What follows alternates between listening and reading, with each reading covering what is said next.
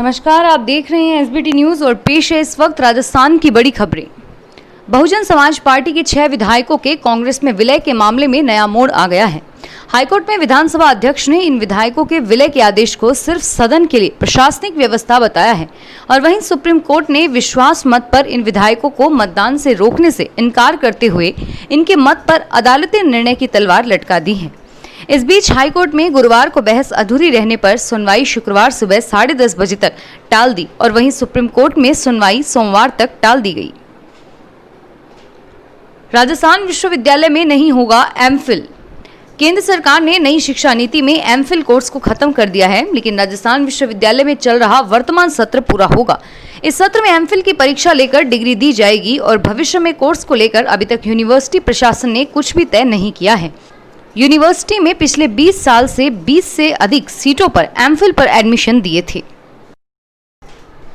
अजमेर में कोरोना संक्रमण के कारण इस बार पटेल मैदान में होने वाले स्वाधीनता दिवस समारोह में कई नज़ारे देखने को नहीं मिलेंगे। समारोह में स्कूली विद्यार्थी शामिल नहीं होंगे, उनकी जगह शहर व आसपास के स्कूली शिक्षक शामिल होकर सामूहिक व्यायाम प्रतियोगिता, प्रदर्शन तथा अन्य कार्यक्रमों में भाग लेंगे। अर्धसैनिक बलों एवं पुलिस द्वारा सामूहिक परेड की जाएगी। सामूहिक व्यायाम, प्रदर्शन, नृत्य, देशभक्तिपूर्ण कार्यक्रम होंगे। शुक्रवार को स्वाधीनता दिवस की पूर्व संध्या पर जवाहर रंगमंच पर होने वाला सांस्कृतिक कार्यक्रम भी शिक्षकों तथा कलाकारों के सहयोग से आयोजित किया जाएगा। मालपुरा शहर में जयपुर रोड पर खांडल समाज सेवा सदन के निकट खांडल मावा पनीर उद्योग की दुकान से चोरों ने दुकान के गले में रखे लगभग 25,000 रुपए सहित दुकान से मावा व मिठाई चोर कर ले गए और वहीं चोरों ने दुकान के बाहर बैठकर ही शराब पार्टी कर खाली बोतल व मिठाई की खाली ट्रे छोड़ गए। दुकान मालिक केदार खांडल ने बताया कि वह दुकान के अंदर ही सोता था, लेकिन पहली बार दुकान पर छत पर सोते समय चोरों ने वारदात को अंजाम दिया। चूरू जिले के राजगढ़ थानाधिकारी रहे विष्णुदत्त विश्नोई हत्या की गुत्थी भी काफी उलझी हुई है। आखिर यह हत्या का मामला है या आत्महत्या? यदि सुसाइड है तो उसके लिए कौन जिम्मेदार है? जिले के कुछ नेताओं के नाम भी संदिग्ध हैं, उनसे भी पूछताछ की जा रही है। बहुचर्चित राजगढ़ थानाधिकारी विष्णुदत्त विश्नोई आत्महत्या मामले में सीबीआई टीम ने करीब 1 माह बाद फिर से गुरुवार को सर्किट हाउस में डेरा डाला। टीम के सदस्यों की ओर से सर्किट हाउस में आने जाने वाले कर्मचारियों पर रोक लगा दी और इस बार स्थानीय पुलिस की बजाय टीम के सदस्य मुख्य गेट पर खड़े रहे। आने जाने वालों को गेट से ही लौटा दिया गया। सीबीआई की टीम की ओर से सर्किट हाउस में कार्यरत लोगों को पूछताछ के दौरान घर के लिए रवाना कर दिया गया।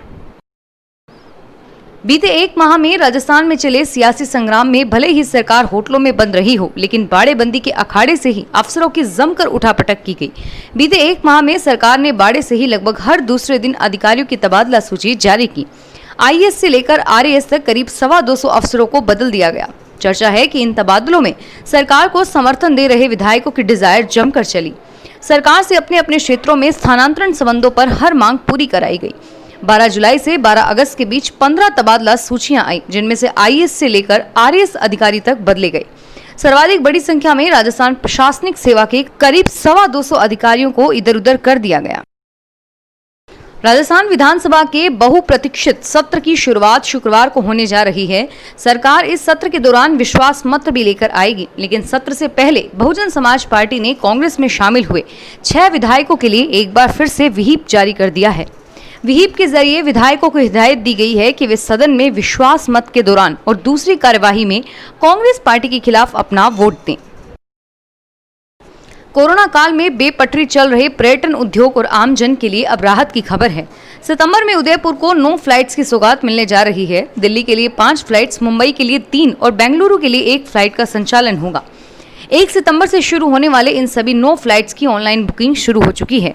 वर्तमान में उदयपुर से दिल्ली, मुंबई और बेंगलुरु के लिए रोटेशन के आधार पर सिर्फ 2 से 3 फ्लाइट का ही संचालन हो रहा है। राजस्थान में करीब 1 महीने तक चले राजनीतिक घटनाक्रम के बाद हटाए मंत्री अब केवल विधायक ही रह गए हैं। ऐसे में आज से शुरू हो रहे विधानसभा सत्र में उनकी सीट बदल जाएगी। कोरोना संक्रमण को देखते हुए विधायकों के बीच सोशल डिस्टेंसिंग रखी जाएगी और इसके लिए बैठक व्यवस्था को नए तरीके से किया जा रहा है। कोरोना संक्रमण को देखते हुए विधानसभा प्रशासन ने व्यवस्थाओं में बदलाव किया है। कम से कम लोगों की आवाजाही रखी है और इसके लिए मंत्रियों के निजी स्टाफ में केवल 2 ही प्रवेश पास बनाए गए हैं। विधायकों के निजी स्टाफ को भी प्रवेश नहीं मिलेगा। सरकारी विभागों के लिए केवल 2 प्रवेश पत्र ही बनेंगे। दर्शक, विशिष्ट व अध्यक्ष दीर्घा के लिए इस बार प्रवेश पत्र नहीं बनेंगे। कोटा के एमबीएस अस्पताल प्रबंधन की लापरवाही से सुल्तानपुर क्षेत्र के किशोरपुरा गांव में उस समय हड़कंप मच गया जब एक मृत युवक का अंतिम संस्कार करने के बाद उसकी जांच रिपोर्ट कोरोना पॉजिटिव आई। बीसीएमओ डॉक्टर गिरिराज मीणा ने बताया कि किशोरपुरा निवासी 42 वर्षीय युवक को 7 अगस्त को ब्लड कैंसर की बीमारी के कारण एमबीएस अस्पताल में भर्ती करवाया गया था। उसका 11 अगस्त को कोरोना जांच के लिए सैंपल लिया गया। बुधवार रात को 8 बजे कोटा में युवक की मौत हो गई तो शव परिजनों को सौंप दिया। सियासी संक्रमण के बाद राजस्थान में अब कांग्रेस का न्यू नॉर्मल है। 54 दिन बाद सीएम अशोक गहलोत और पूर्व डिप्टी सीएम सचिन पायलट की मुलाकात हुई। बगावत के बाद पहला मौका है जब दोनों ने हाथ मिलाया और मुस्कुराए। सीएम आवास पर कांग्रेस विधायक दल की बैठक के दौरान ये मुलाकात इसलिए भी खास थी क्योंकि सीएम खुद कह चुके हैं कि पायलट से उससे 1.5 साल से बातचीत नहीं हुई थी। राजस्थान में मॉनसून पूरी तरह से सक्रिय है। अलग अलग तरह के 4 सिस्टम सक्रिय होने के कारण मौसम विभाग ने शुक्रवार को 3 जिलों में भारी से बहुत भारी और 20 जिलों में भारी बारिश की चेतावनी जारी की है। मौसम विभाग ने 3 जिलों के लिए रेड अलर्ट जारी किया है। इसमें अजमेर, भीलवाड़ा और राजसमंद शामिल है। मौसम विभाग की माने तो इन जिलों में 115 मिलीमीटर से 204 मिलीमीटर तक बारिश हो सकती है और वहीं प्रदेश के अन्य 20 जिलों के लिए ऑरेंज और 4 जिलों के लिए येलो अलर्ट जारी किया गया है।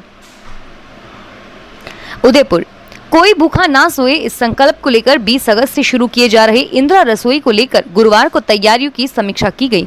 उदयपुर संभाग में 41 इंदिरा रसोई शुरू किए जाएंगे। स्वायत्त शासन विभाग की ओर से आयोजित वीसी में इस योजना को लेकर समीक्षा की गई।